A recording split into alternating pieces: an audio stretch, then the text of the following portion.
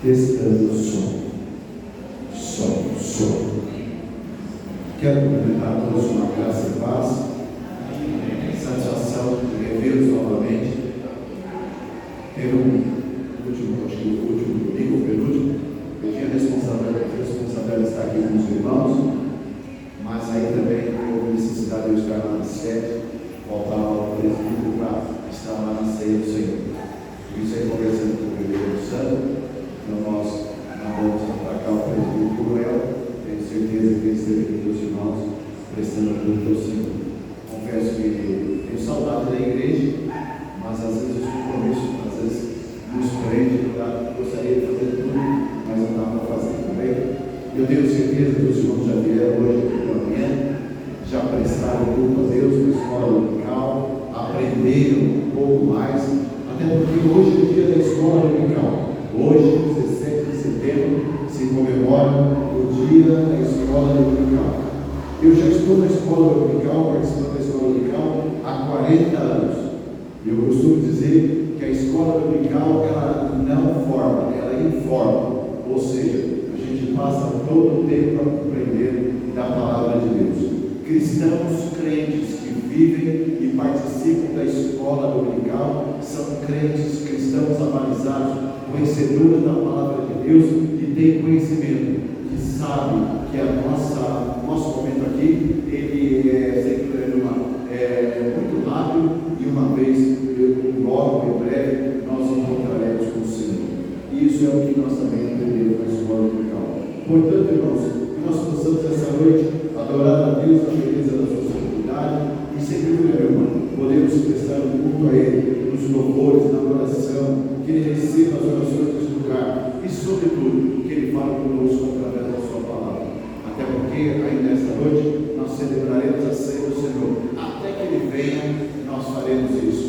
E quando nós chegarmos no céu, iremos cear com Ele lá, sem dúvida nenhuma. Eu quero convidar os irmãos para abrir suas Bíblias na primeira epístola de João, no capítulo de número 2, do versículo 12 ao versículo de número 17.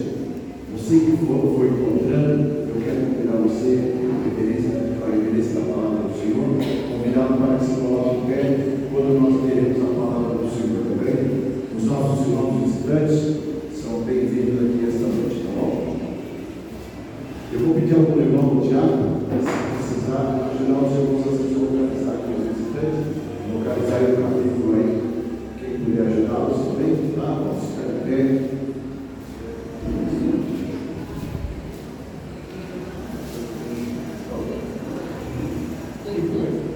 Eu vou ler os marcos e a igreja lerá os sintomas. A vitória sobre o maligno. Filhinhos, eu vos escrevo, porque os nossos pecados são perdoados por causa do seu nome. Mas eu vos escrevo, porque conheceis aquele que existe desde o princípio. Jovens, eu vos escrevo, porque tendes vencido o maligno. Filhinhos, eu vos escrevi, porque conheceis o Pai. Pais, eu vos escrevi, porque conheceis aquele que existe desde o princípio. Jovens, eu vos escrevi, porque sois fortes, e a palavra de Deus permanece em vós, e tendes vencido o maligno. Não ameis o mundo, nem as coisas que há no mundo. Se alguém ama o mundo, o amor do Pai não está nele. Porque tudo que há no mundo, a concupiscência da carne, a concupiscência dos olhos e a soberba da vida, não procede do Pai, mas procede do mundo. O mundo passa, vem como a tua consciência. Aquele, porém, que faz a vontade de Deus, permanece eternamente. Amém. Ainda em pé, irmãos, nós vamos orar ao Senhor, uma oração de adoração, e eu convido o nosso irmão Jackson para fazer essa oração. Nós vamos curvar nossa fronte e nós vamos estar orando ao Senhor.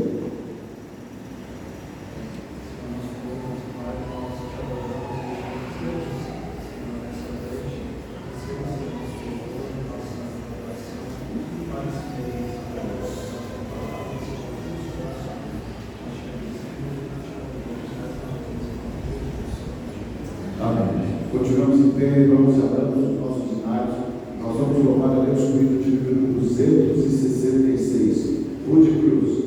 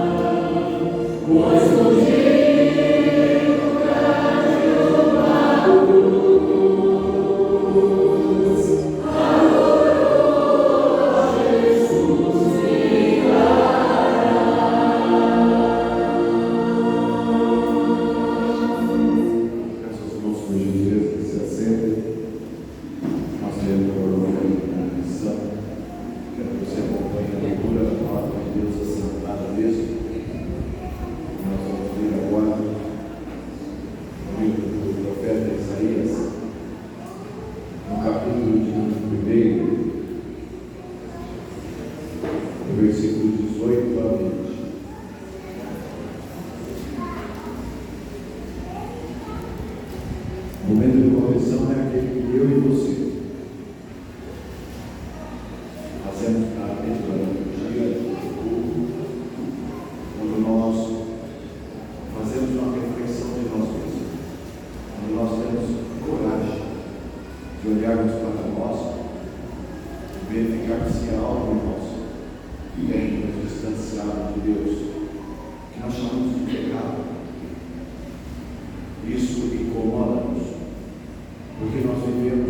vida. A Bíblia diz que aquele que não peca, mentiroso é. Logo, nós precisamos sempre nos recorrermos da presença de Deus para que Ele perdoe os nossos pecados, saia da nossa terra. A única coisa que impedirá um homem de entrar no céu é o seu pecado.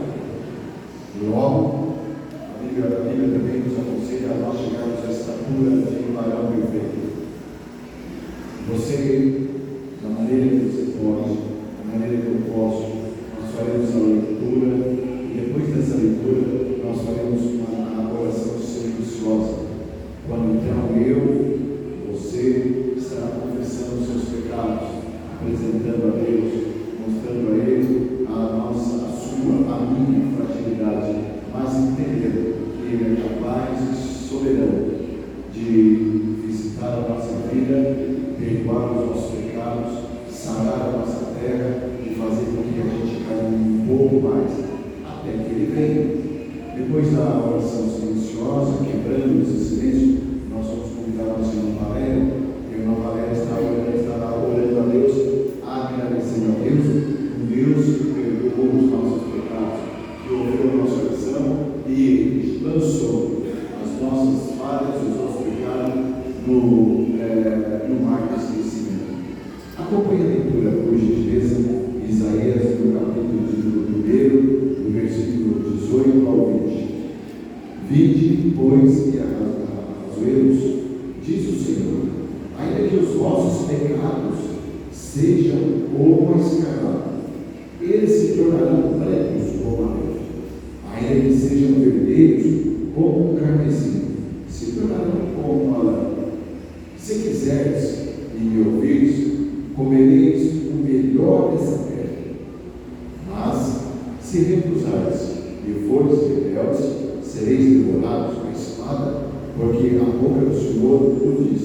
Vamos colocar nossa fronte, momento de oração silenciosa, confessando o nosso pecado, depois a nossa glória.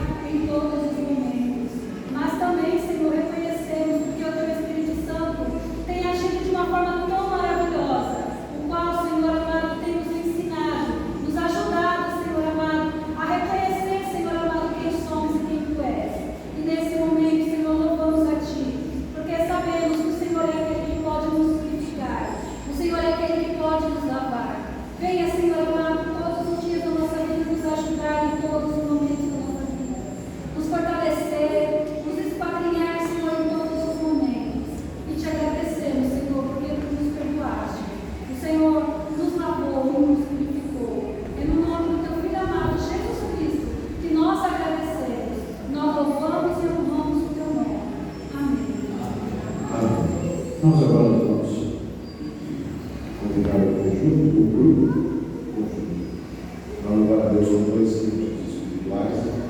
Enquanto isso, nós vamos recolher os nossos dízimos e as nossas ofertas. Lembrando aos irmãos que o seu dízimo, a sua oferta, ele é tudo investido nessa igreja. Nós ainda estamos em obras, nós já fizemos a aprovação do conselho na última reunião para fazermos as salas lá em cima. E nessa próxima semana os pedreiros que aqui estavam terminando a obra em outra casa e nós vamos voltar aqui.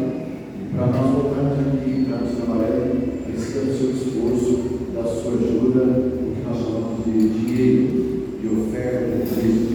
Eu tenho certeza que a igreja tem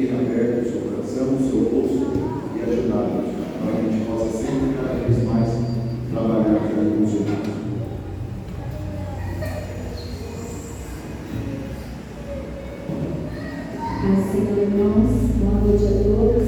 Vamos colocar em pé, em nome de Jesus, para glorificar o nome do Senhor, por esses louvores.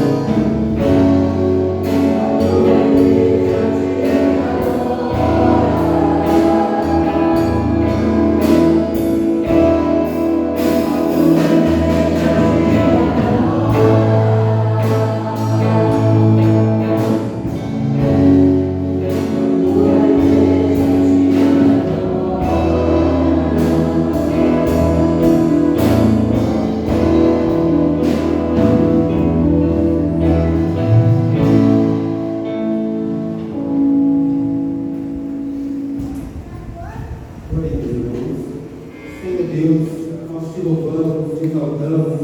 Pois tu és grande, Senhor, tu és maravilhoso. Nós estamos aqui para render graças a Ti por tudo que o Senhor tem nos dado, por tudo que o Senhor tem feito, pelas bênçãos derramadas, pela salvação em Cristo Jesus.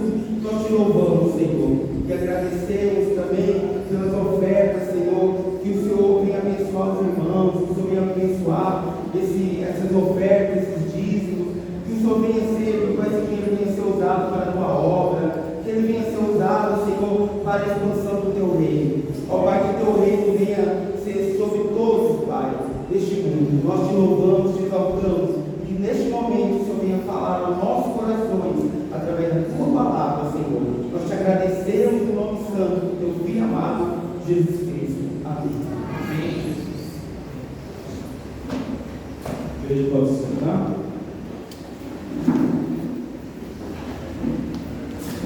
Passaremos agora, irmãos, à exposição da palavra de Deus. Peço que todos abram a palavra do Senhor. A primeira epístola, a primeira carta do apóstolo Pedro, capítulo 5. Queiram abrir, por favor, a palavra do Eterno. Primeira carta de Pedro, capítulo 5, do verso 5 até o final do capítulo, verso 13.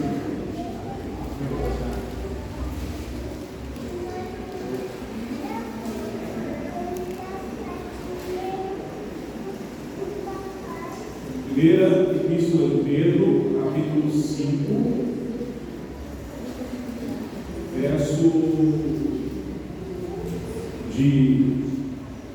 do verso 5 até o 13, até o final. Todos conseguiram encontrar? Importante, meus irmãos, que vocês acompanhem a leitura que eu farei da palavra do Senhor. Bom? Estou dando um tempinho a mais para os irmãos encontrarem. Eu farei a leitura, irmãos. Acompanhem com atenção a palavra de Deus que assim nos ensina. 1 Pedro 5, do 5 até o final, verso 14, né? Rogo igualmente aos jovens, sede submissos aos que são mais velhos. Outros sim, o trato de uns com os outros, cingivos todos de humildade, porque Deus resiste aos soberbos. Contudo, aos humildes concede a sua graça. Humilhai-vos, portanto, sob a poderosa mão de Deus, para que Ele, em tempo oportuno, vos exalte, lançando sobre Ele toda a vossa ansiedade, porque Ele tem cuidado de vós. Sede sóbrios e vigilantes. O diabo, vosso adversário, anda em derredor, como um leão que ruge, procurando alguém para devorar. Resistirem firmes na fé, certos de que sofrimentos iguais aos vossos estão se cumprindo na vossa irmandade espalhada no mundo. Ora, o Deus de toda graça, que em Cristo nos chamou à sua eterna glória, depois de teres sofrido por um pouco, Ele mesmo nos há de aperfeiçoar, firmar, fortificar e fundamentar. A Ele seja o domínio pelos séculos dos séculos. Amém.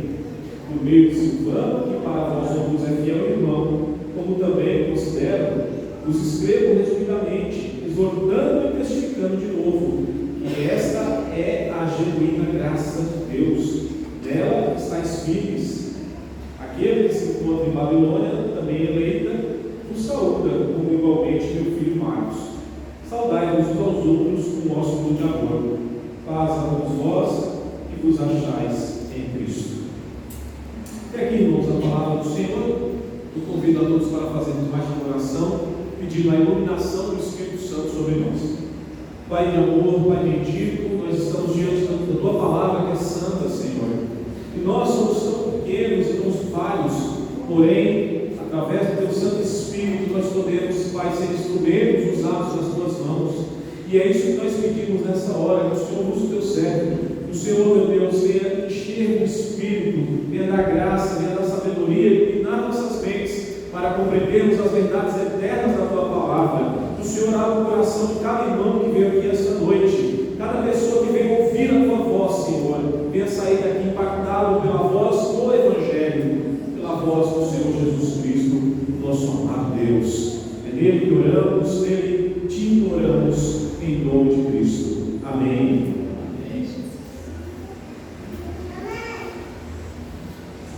Para aqueles que não sabem, nós estamos fazendo exposição de toda a primeira carta de Pedro, e hoje é o último sermão dessa carta. Nós vimos aqui o apóstolo Pedro dando boas exortações para a igreja. Irmãos, após o apóstolo Pedro rogar aos presbíteros, nos versos anteriores, aqui no verso 1 do capítulo 5, ele fala: rogo, pois, aos presbíteros. Então, depois de ele falar com os presbíteros, aqui são homens anciãos, homens mais velhos, agora ele roga aos mais jovens, e ele também roga a todo o rebanho de Deus que está sob o seu cuidado. Ele direciona suas exortações para os jovens e depois convoca todos para terem atitudes de humildade e também de serem vigilantes em sua espiritualidade. Olha só, em seguida o apóstolo Pedro ele dirige como de uma forma geral para toda a igreja, e aí ele fala também conosco nos dias de hoje. Deus há de falar ao teu coração nesta noite, porque a palavra de Deus ela não volta vazia. A palavra de Deus, irmãos, ela é eterna, ela é uma faca de dois gumes. E o apóstolo Pedro, cheio da autoridade do Espírito, ele então exorta a igreja: andem em humildade, sedes vigilantes, vocês têm um inimigo que está ao redor, pronto para tragá-los. Então, meus irmãos, eu convido a todos para vermos com cuidado, que a palavra do Senhor tem a nos ensinar. Nós temos aqui então exortações e promessas. Vamos começar com as exortações que o apóstolo Pedro nos dá. A partir do verso 5, fique com a Bíblia aberta e veja que a palavra do Senhor nos ensina. Primeiro, Pedro ele faz um chamado à humildade. Um chamado à humildade. Veja o verso 5. Ele diz: rogo igualmente aos jovens, sedes submissos aos que são mais velhos, outros sim no trato de uns com os outros, cingivos de todos de humildade. Olha só, grave essa palavra no seu coração: humildade. E Pedro está dizendo para os jovens: ó, vocês precisam ser submissos aos mais velhos, aos anciãos da igreja. Aqui ele está dando uma ordem: serem submissos aos que são mais velhos. E aqui, meus irmãos, mais velhos, tanto é porque eles eram mais velhos de idade, anciãos, como por causa do ofício, eles eram presbíteros, eles tinham autoridade na igreja. E Pedro então exorta aquela mocidade que costuma ser rebelde, convida esses jovens a obedecerem, a se submeterem aos conselhos e às instruções dos mais velhos, dos presbíteros. Pois, meus irmãos, na idade da juventude, geralmente os jovens costumam precisar de freios. O jovem, muitas vezes, ele não tem a experiência de vida, ele não tem sabedoria, e ele acha que tem que ser daquele jeito, ele vai desenfreadamente. Até que o irmão mais experiente, o presbítero, uma irmã mais experiente também pode exortá-lo e falar: calma, não é por aí. Mas para que ele ouça e tenha sabedoria e que a palavra de Deus seja proveitosa na vida dele, ele precisa ter humildade e ser submisso. E isso não é fácil, viu? Pedro diz que para eles agirem assim, eles precisam cingirem de humildade. Nós não usamos mais essa palavra cingir. Não vejo ninguém usar mais essa palavra. Mas o que ela significa? É como se você estivesse vestindo uma roupa. Cingir é a mesma coisa de vestir. Então é como se Pedro estivesse falando: ó, coloca a roupa de humildade e ouça o que os mais velhos têm a dizer. Olha só que interessante, irmãos. Um comentarista chamado Pistemagre, ele explica que a palavra vestir referia-se a amarrar assim um pedaço de pano Porque os escravos naquela época, eles costumavam amarrar um lenço branco, ou um avental sobre suas roupas, para se distinguirem dos homens livres. Então você via lá um escravo no mundo romano com um pedaço de pano amarrado às suas roupas e falava: você é um escravo, ele não é um homem livre. Então a sugestão é o quê? Ele está falando: coloque essa roupa e se identifique como um escravo de Cristo, como alguém humilde, para você receber as instruções.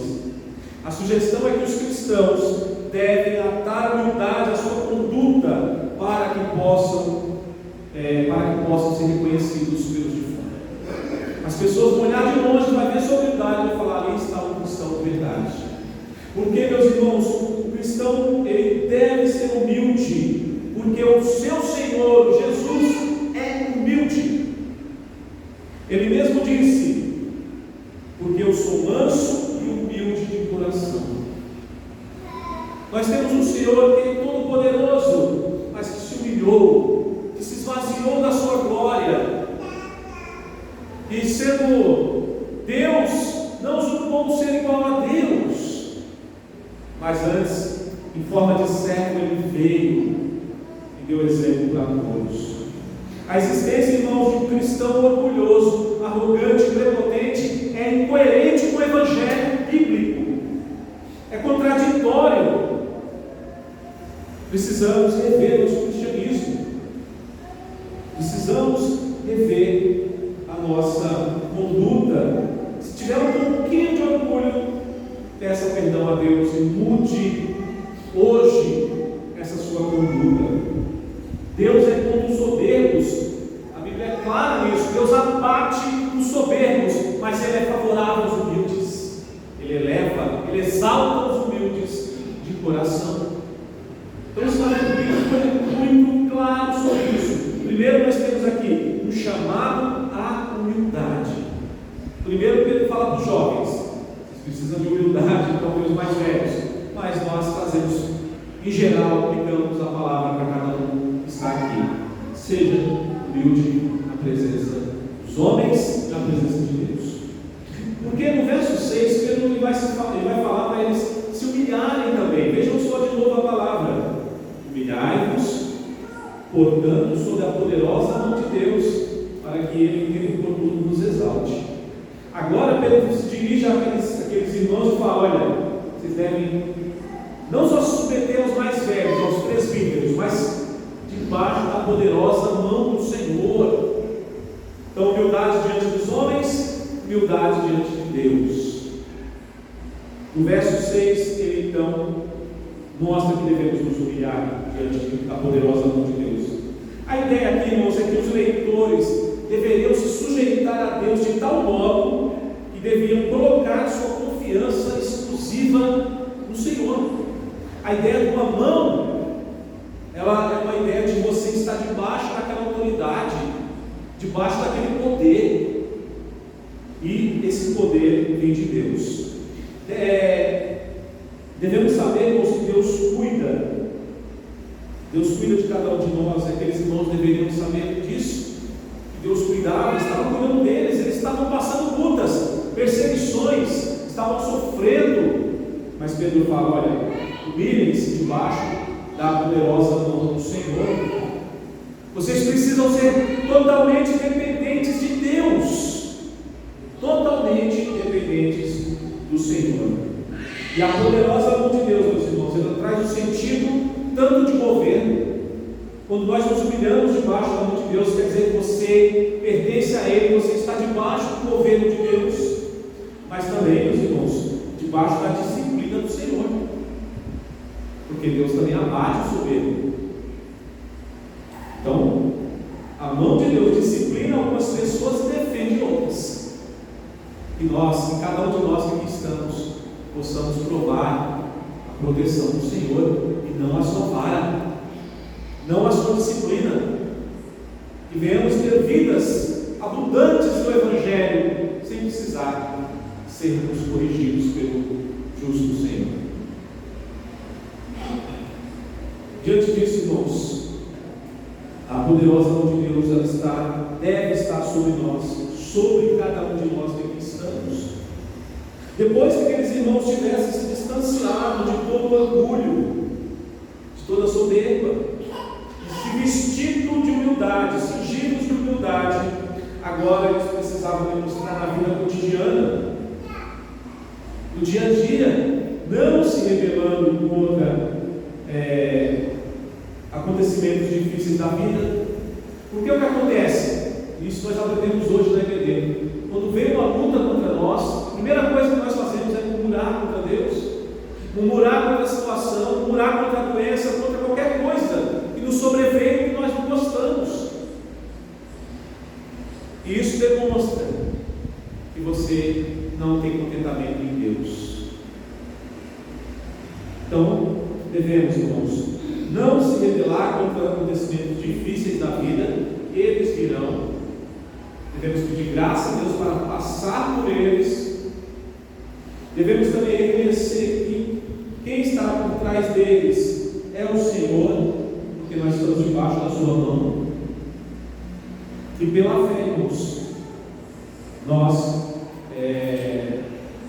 devemos crer que a poderosa mão do Senhor nos guia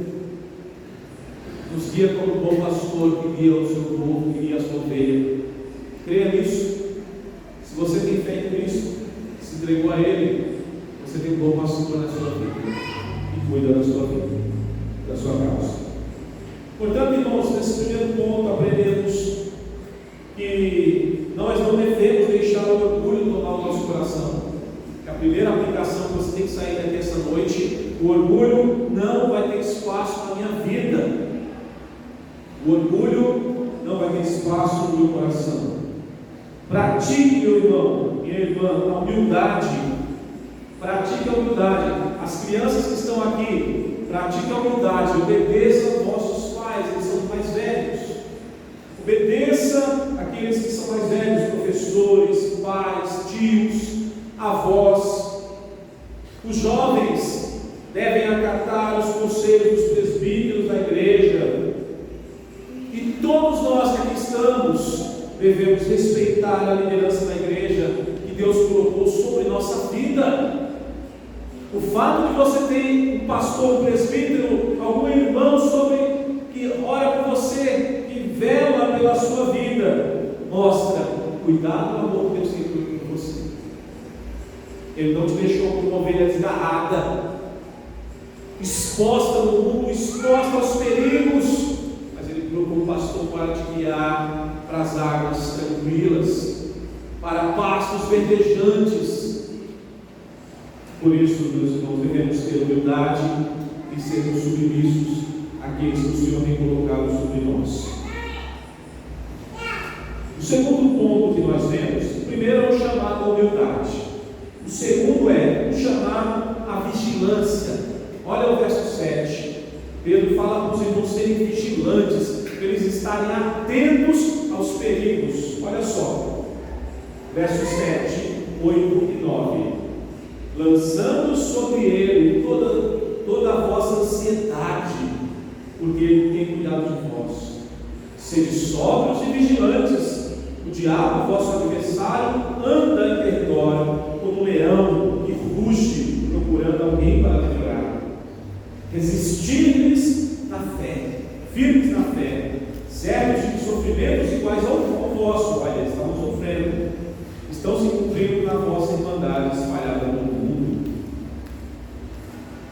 Olha só, irmãos, Pedro diz para, primeira coisa, vocês devem lançar sobre Deus vossas ansiedades. E aqui nós temos um grande problema no nosso século: o mal da ansiedade, o mal daquilo que você não sabe o que fazer, você está em desespero e você parece que não tem um lugar seguro para firmar o pé. E Pedro então fala: irmãos, lancem sobre ele vossas ansiedades. O verbo lançar aqui significa um ato que exige esforço, no sentido de arremessar alguma coisa para longe de nós. Ele está falando: se esforcem, meus irmãos, pegue essa ansiedade e lance sobre Deus, lance sobre Ele.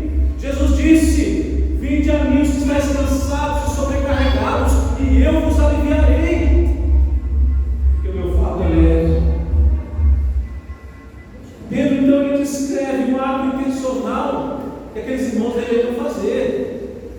Não é você ficar chorando no canto, não é você ficar acuado diante das circunstâncias difíceis da vida, mas é você falar: não, eu vou lançar, vou buscar o cuidado de Deus, eu vou buscar a solução do alto. Lance sobre o Senhor. Qual o seu problema? O que você está afligindo o teu coração nessa noite? Lance sobre Deus. Ele há de te dar alívio, Ele há de te dar cura. Irmãos, uma vez que lançamos fora nossas ansiedades e preocupações, mesmo que os problemas persistam, sabemos que Deus cuida de nós. Isso parece loucura. Você fala: mas está doendo, eu estou sentindo aqui a ferida. Mas ao mesmo tempo o Senhor fala: eu sou contigo. Eu estou convosco todos os dias até a consumação dos séculos. É isso que os apóstolos sentiram, irmãos, quando eles foram chicoteados, quando eles sofreram afrontas por causa do nome de Jesus, mas eles saíram de lá contentes, felizes por serem dignos, sofreram afrontas por causa do nome do Senhor. Mesmo em meio à dor, eles encontraram contentamento em Cristo Jesus. Então Pedro fala para eles confiarem em Deus, mas depois Pedro fala: fiquem atentos com as artimanhas do diabo, assim que vocês estarão vigilantes, atentos às artimanhas do diabo. Verso 8. Pedro diz que os cristãos devem ser sóbrios. A ideia aqui de ser sóbrio é estar no controle de todos os seus atos, é ter perfeita consciência daquilo que você faz, daquilo que você pensa, daquilo que você deseja. E isso, irmãos, por causa de um importante motivo. Por que eu devo estar atento em todo momento? Por que eu devo ser vigilante? Pedro diz: olha, o vosso adversário, o diabo, anda ao derredor. Ele está querendo cagá-lo. Então você tem que estar atento. Temos um inimigo espiritual, meus irmãos, que está doido para nos destruir. Ele está doido para ter a primeira oportunidade para arruinar a sua vida, assim como ele fez com Eva, com Adão, como ele fez com muitos no passado. Ele está bramando como um leão.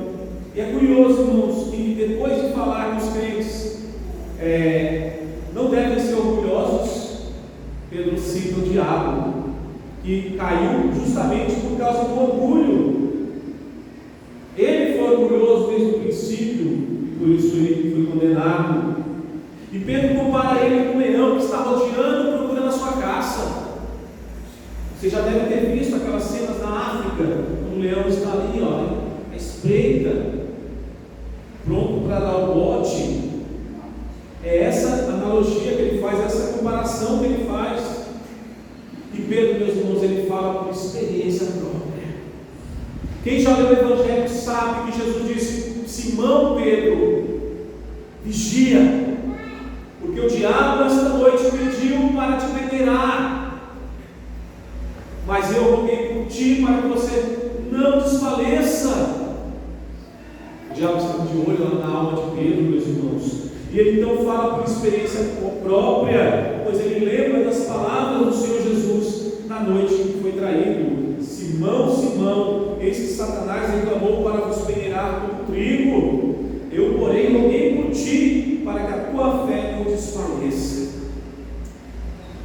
Irmãos, quando nós enxergamos no mundo espiritual que o irmão está fraco, que o irmão está trôpego, rogue por ele, para que o diabo não faça dele uma vítima, para que ele encontre, meus irmãos, forças do Senhor para ficar de pé. Naquela mesma noite, Pedro negou o Senhor Jesus 3 vezes, por causa da sua fraqueza. Naquela mesma noite, devemos vigiar e orar. E aqui, meus irmãos, fica uma advertência: cuidado, o risco é total, está em jogo a tua vida. Está em jogo a tua vida. Nós não devemos brincar. Nós não devemos brincar em momento algum com as artimanhas do diabo. É guerra. Fique atento.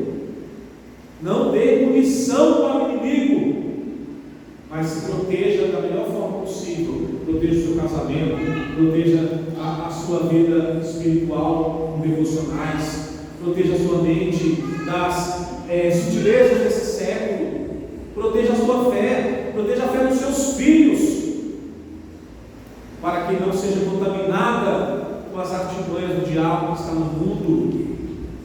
Vigiai, sejam vigilantes. De que forma nós devemos ser vigilantes? Pedro fala, confiando em Deus, atentos às artimanhas do diabo, mas também perseverando na fé. Ele diz isso no verso 9: resistir firmes na fé, certo que sofrimentos também estão acontecendo no mundo. Olha só, de que maneira nós nos opomos e resistimos às investidas de Satanás? De que maneira eu posso resistir a ele, uma vez que ele é um inimigo tão poderoso, muito mais forte do que nós, muito mais inteligente, muito mais experiente?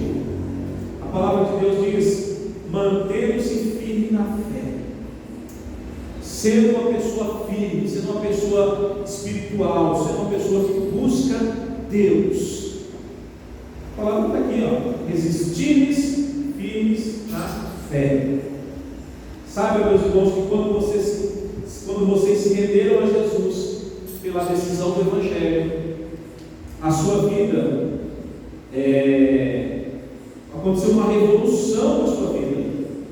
E isso significou renúncia total do pecado, renúncia total da sua vida anterior, renúncia total do antigo senhorio que você tinha. Porque antes, quando nós não tínhamos Cristo, estávamos debaixo do senhorio de Satanás. É o que a Bíblia nos ensina.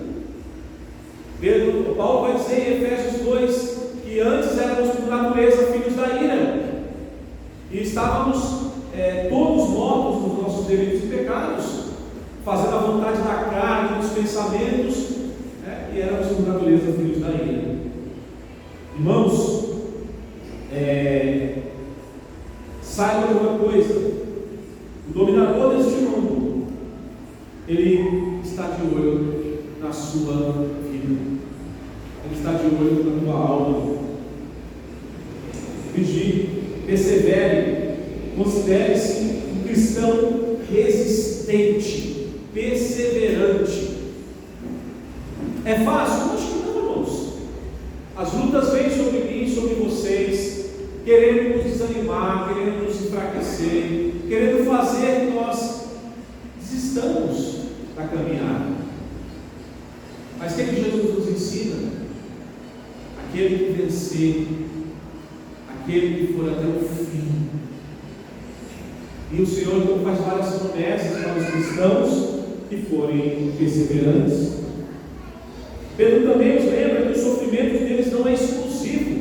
Olha o que ele diz: saibam que sofrimentos iguais aos vossos estão se cumprindo em vossa irmandade espalhadas no mundo. O sofrimento não é exclusividade sua. A dor de cabeça não vem só para você. O desemprego não vem só na sua vida. A perseguição no trabalho não vem só para você. Os problemas com filhos não é exclusividade sua. Problemas vêm para todos os cristãos espalhados pelo mundo. Mas devemos, irmãos, estar firmes no Senhor. Essa informação pode fortalecer as igrejas sofredoras de três maneiras.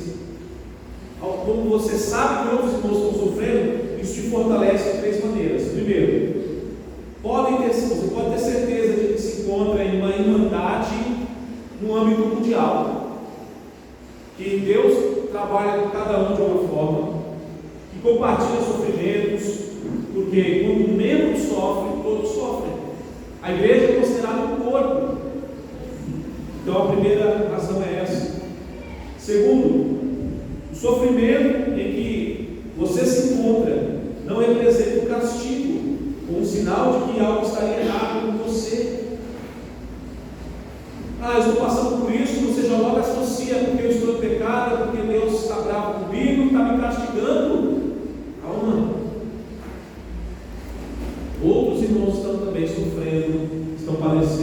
mesma luta.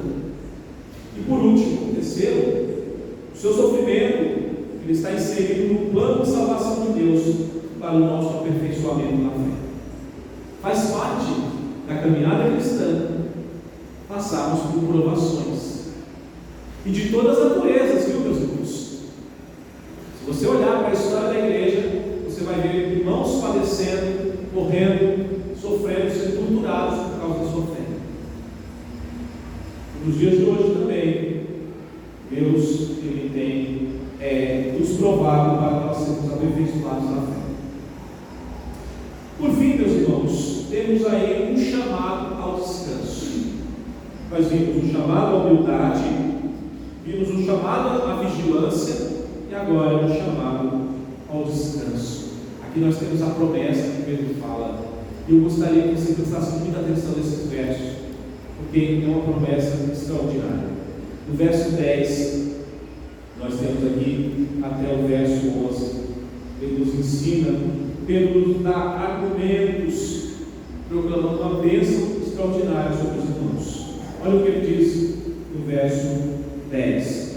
Ora, Deus de toda graça, que em Cristo vos chamou à sua eterna glória, depois de ter sofrido por pouco, Ele mesmo vos há de aperfeiçoar, de firmar, fortificar e fundamentar.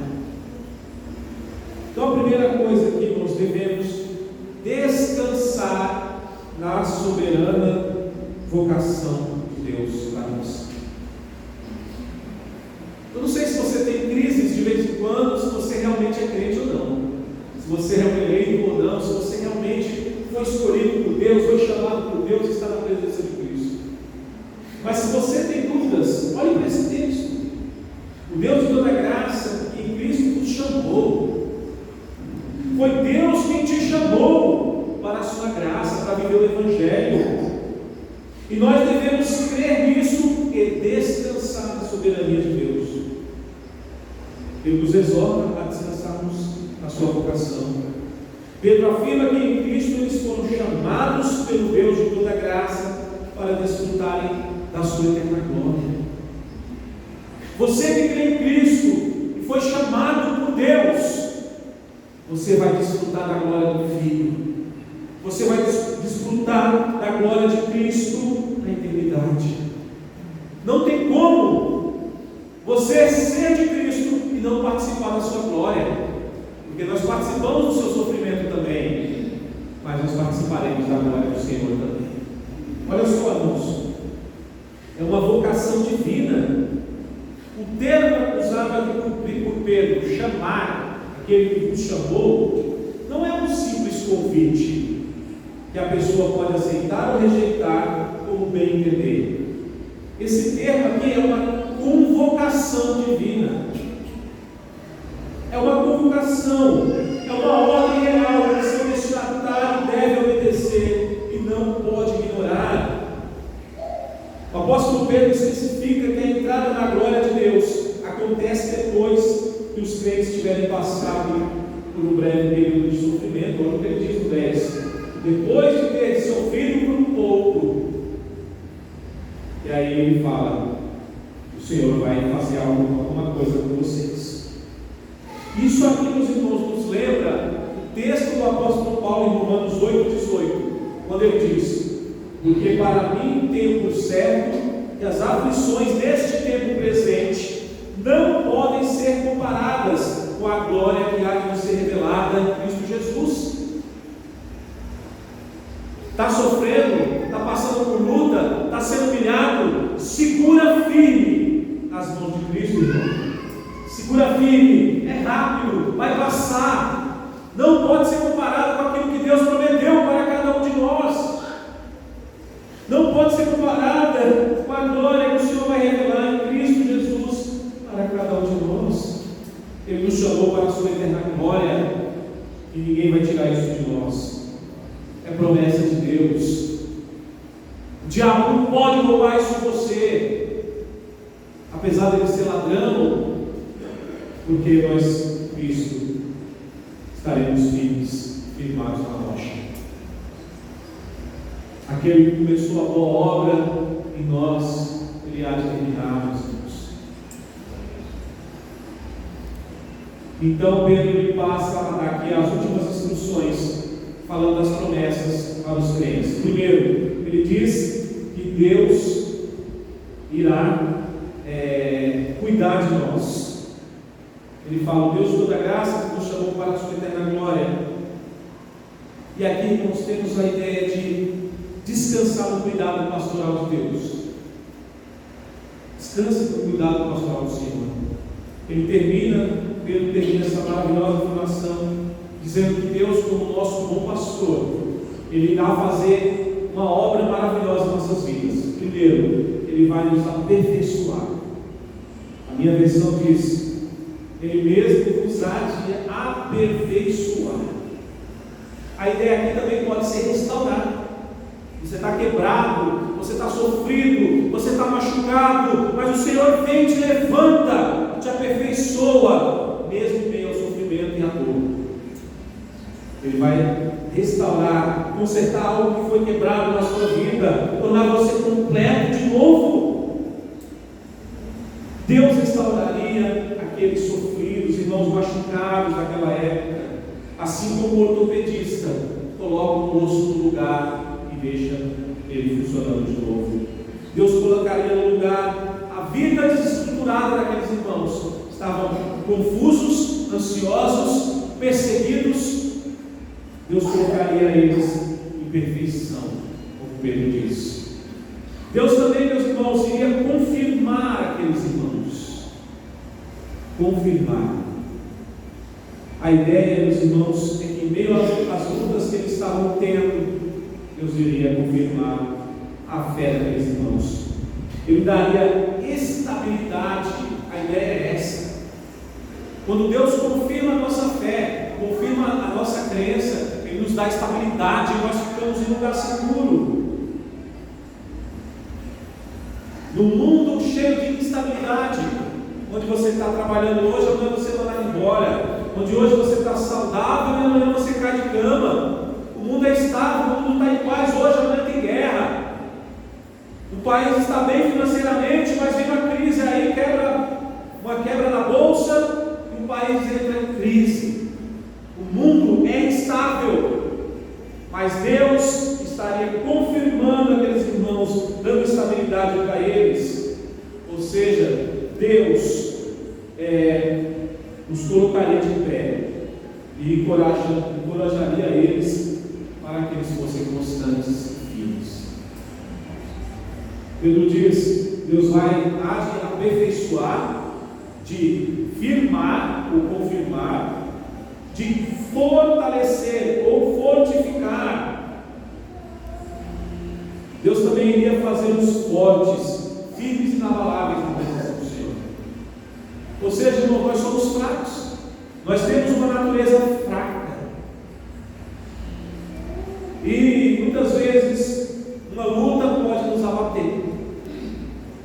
Algo que acontece em nossas vidas pode nos trazer essa sensação de fraqueza, mas o Senhor estaria revigorando eles na fé e restaurando a vida deles. Isaías disse: aqueles que esperam no Senhor renovarão as suas forças como águia. Espere Deus, espere o Senhor. Quando você está fraco, aí você é forte.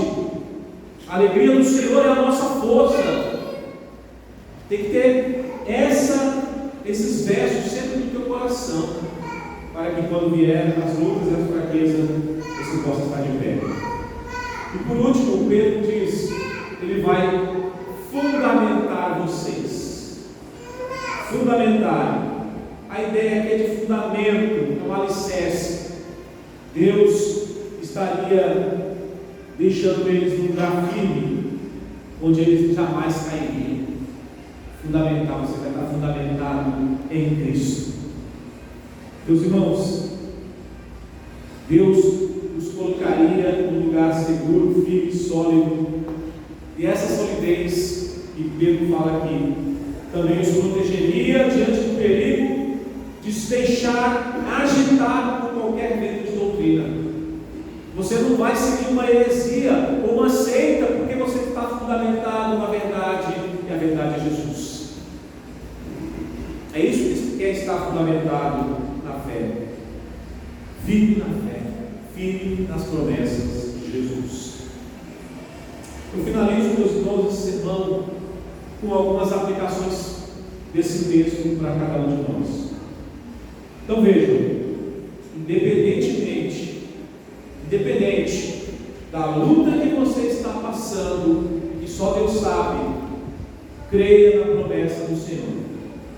Porque nessa noite Ele diz para você: lance fora o seu orgulho e seja uma pessoa humilde. Primeira coisa, lança fora o teu orgulho, a tua soberba, e seja, a partir de hoje, uma pessoa humilde. Segundo, seja um crente vigilante. Não brinque com fogo. Você tem um inimigo mortal que quer ver a tua queda. Se cerque, meu irmão, se cerque, minha irmã, de coisas que vai te dar segurança. Não vacile, não dê sopa para o azar, como as pessoas dizem. Você precisa ser vigilante. Terceiro, descanse no cuidado pastoral do Senhor sobre sua vida. Ele te chama em Cristo Jesus para participar do sofrimento de Cristo, mas também para você participar da sua glória eterna que há de se revelar. Creia nisso. Ele vai te aperfeiçoar, Ele vai te confirmar, Ele vai te fortalecer e vai te fundamentar na fé. Isso tudo, meus irmãos, é tão incrível que o apóstolo Pedro, ele faz uma doxologia, ou seja, ele faz uma palavra de louvor e adoração no verso 11, quando ele diz: a Ele seja o domínio pelos séculos dos séculos. Amém. A Deus, o nosso Senhor, o nosso pastor, seja a honra, a glória e a adoração para todos sempre. Amém. Nós iremos orar nesse momento, oração, gratidão a Deus, e após a oração nós estaremos ministrando a Santa Ceia do Senhor. Feche seus olhos nesse momento, coloque diante de Deus a sua ansiedade, como nós vimos na palavra, aquilo que perturba o teu coração, aquilo que te entristece. Pode ser uma palavra que alguém lançou sobre você, pode ser uma humilhação que você passou essa semana, pode ser o medo de ser mandado embora amanhã, pode ser o medo de você perder o seu filho, perder sua filha, perder o seu cônjuge. Eu não sei qual é o seu problema, Deus sabe, e Ele há de entrar na tua causa. Senhor, Deus Todo-Poderoso, nós nesse momento, Pai, nos colocamos humildemente debaixo da tua poderosa mão, para como filhos rogar a tua bênção, rogar, Senhor Deus, o teu cuidado, pedir para que o Senhor nos faça pessoas humildes, crentes mais sinceros, crentes melhores, Senhor. Transforma a nossa natureza pecaminosa, arrogante, lança fora de nós, Senhor Deus, tudo aquilo que te desagrada. Ó meu Deus, queremos ser humildes como Cristo foi, como Cristo é. Também, Senhor Deus, queremos ser vigilantes. Não nos deixa, Senhor Deus, a dar sopa para o pecado.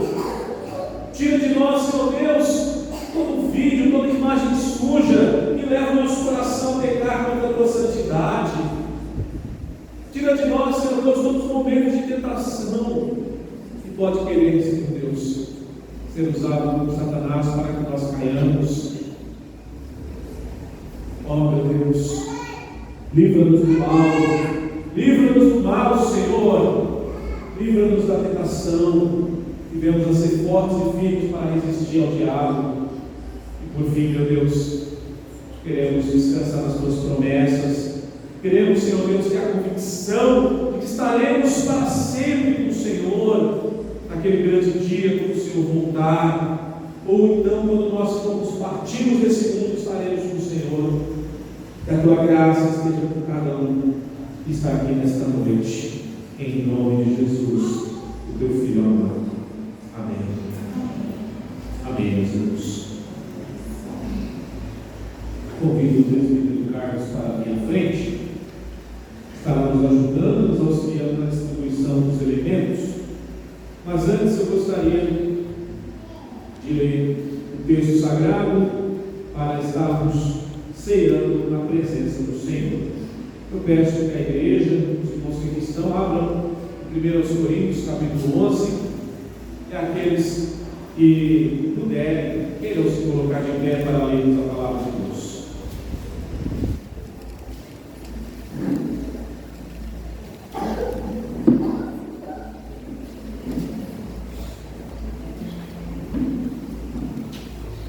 Primeiro Coríntios, capítulo 11, do verso 23 até o 28.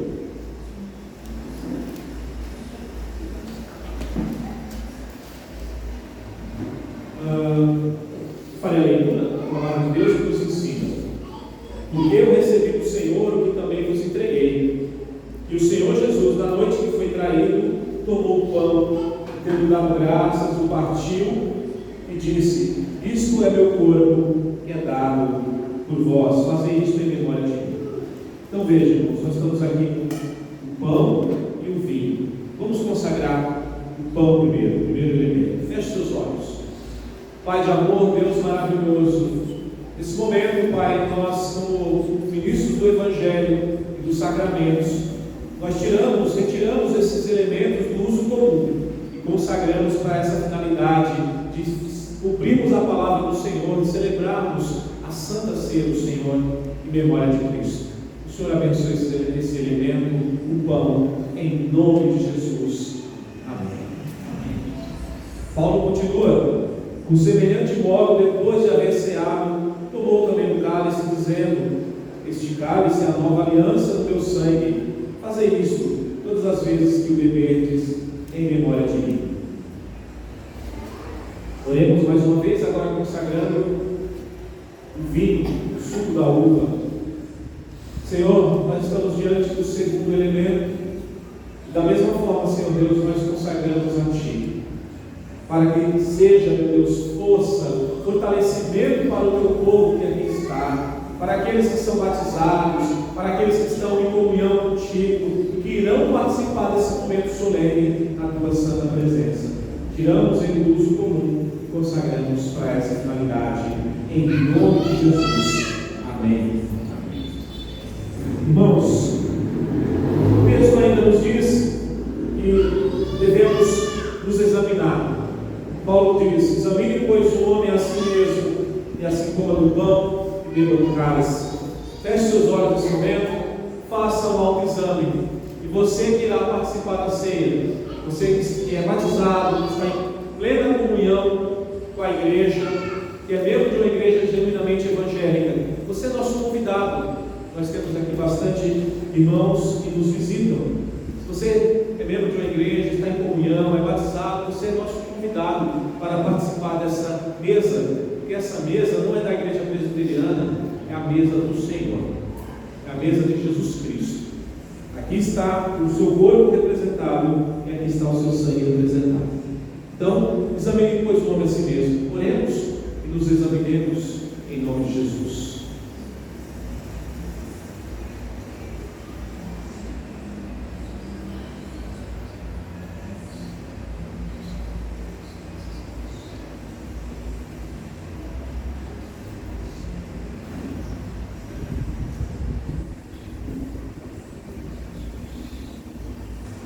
Bem, para o presbítero Carlos pegar o elemento do pão, o elemento do vinho. Os irmãos que irão participar, permaneçam de pé para o presbítero entregar os elementos. Aqueles que não, podem se sentar e fiquem em espírito de oração, pedindo a graça de Deus sobre a sua vida. Irmãos, o som pode colocar um hino, pode colocar um hino baixinho, tá bom? Peço que os irmãos esperem para que todos possamos cear juntos.